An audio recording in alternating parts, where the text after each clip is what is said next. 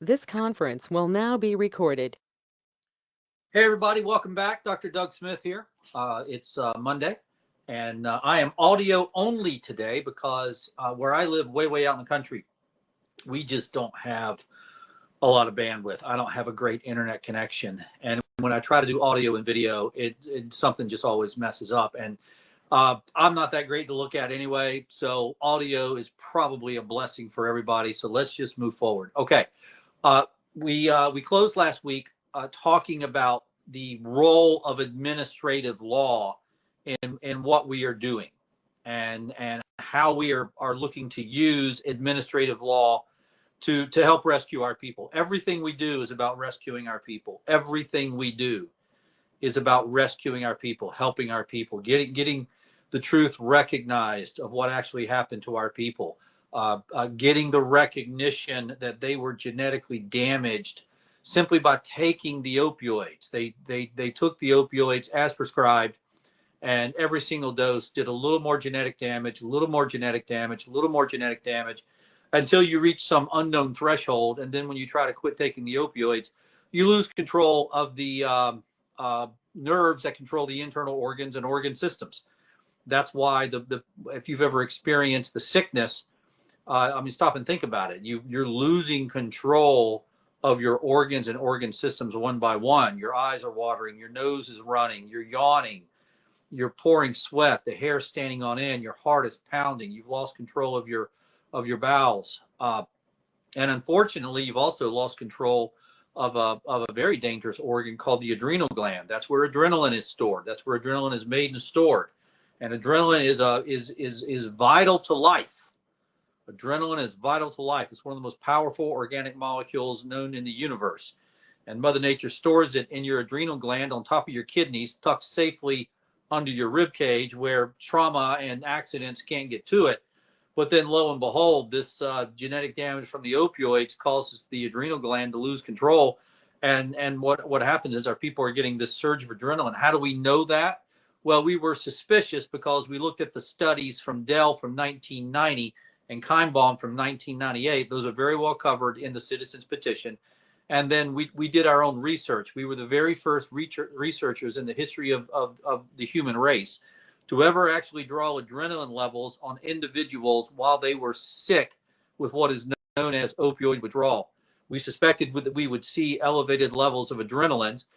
Just so you know, what the layperson knows as adrenaline, the medical community knows as the catecholamines. Same stuff, different word.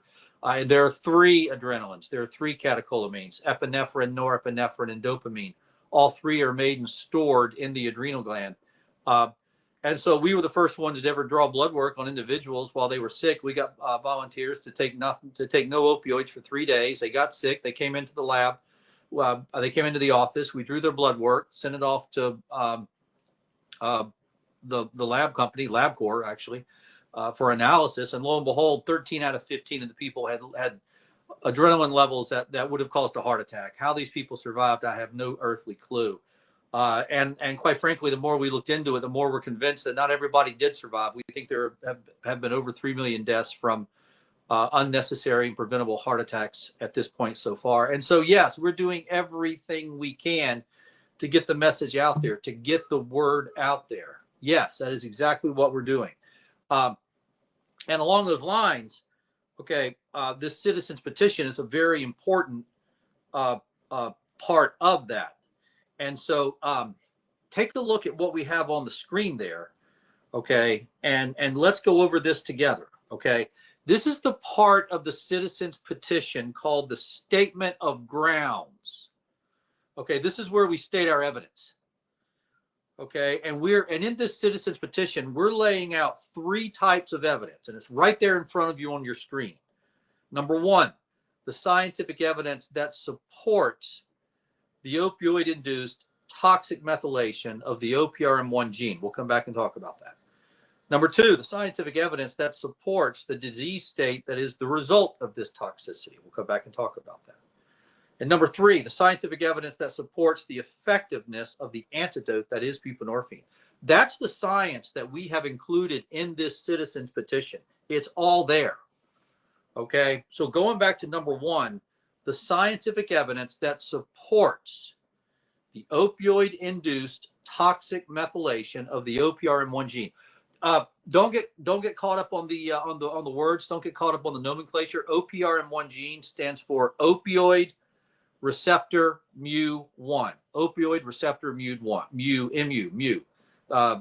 That's the Greek name that's given to the main opioid receptor. So what we're saying here in number one is, what scientific evidence do you have that damage, toxicity, a poisoning, a methylation is even occurring to this gene in the body, the OPRM1 gene, the gene that makes the opioid receptor. That's what that gene does. It makes the opioid receptor. That's why it's called OPR, opioid receptor.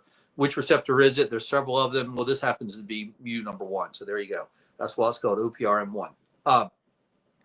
And in the citizens petition, we go through very well the 5 studies that lay out well the methylation. That's Shorbob from 2009. Well, actually, Nielsen from 2009, Shorbob from 2011, Walkman from 2014, Walkman from 2018, and Sandoval Sierra from 2020. Sandoval Sierra is an amazing study. It's very simple, very easy to do. Sandoval Sierra just got volunteers who are opioid naive, people who had never taken opioids in their life. They were going to the dental clinic there in Memphis, Tennessee, associated with the University of Tennessee. And he collected 3 DNA samples before they had the dental procedure and then on 2 follow-up visits. And these were people that were taking, hydrocodone, oxycodone, opioids for pain. These were opioid naive people that had never taken opioids. And Sandoval Sierra was able to see the methylation, the damage, the toxicity, the poisoning to the OPRM1 gene after just a few doses. So, folks, there's just no question about this. Okay, Dr. Eliza Walkman, a pediatrician at Boston Medical Center, her study in 2014 was amazing. What she did was she measured the level of methylation on babies who were born with neonatal abstinence syndrome, babies who were born in withdrawal, babies who were born dependent on the opioids, and found out that the level of methylation, the level of poisoning within the baby predicted the severity of the symptoms. Now, everybody stop and think about that. The level of poisoning in the baby predicts the severity of the symptoms. I mean, that's hard scientific evidence. So the second point there, the number 2, the scientific evidence that supports the disease state that is the result of this toxicity. In the citizens petition, we cover very well the Dell study from 1990. Dell took opioid-dependent mice, took them into the operating room, cut them open, watched their organs, gave them Narcan, put them into withdrawal, and immediately saw that the nerves controlling the organs lost control, particularly the nerve controlling the adrenal gland. It lost control. It surged in activity by 400%, and there was a simultaneous 20-fold surge in epinephrine in the serum. There's just no doubt about this, folks. That is the sickness. It's a loss of control of the nerves controlling the adrenal gland. And then the third one there, the scientific evidence that supports the effectiveness of the antidote that is buprenorphine. Any medicine you give to treat the symptoms of a toxicity or to reverse a toxicity is known as an antidote. So buprenorphine in this setting to treat the poisoning of the done by the opioids would be known as an antidote. And we covered that well. It's covered very well in the citizens petition. So I don't want to run over today. Okay, we're going to hold right here today. We will pick this up tomorrow. And everybody, remember, like us, subscribe to us, post us on your social media, post us on everybody else's social media. Let's get this word out there. And tomorrow we're going to start talking about the availability of our lab test.